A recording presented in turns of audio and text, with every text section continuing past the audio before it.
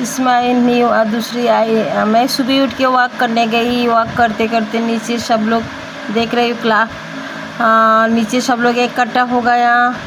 नीचे सब लोग वॉक कर रहे, एक्सरसाइज कर रही है। नीचे सब लोग एक्सरसाइज कर रही है।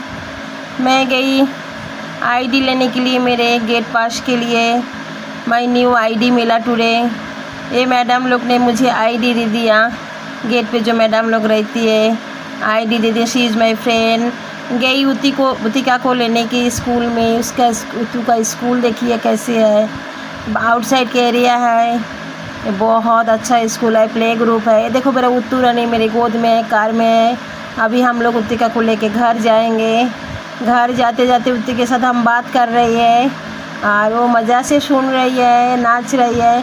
वहाँ से मैं घर आई, देखती हूँ मानुष अपनी मम्मी के साथ खेल रही है गाड़ी में बैठ के, मीठी सी स्माइल देके, बहुत प्यारा सा स्माइल।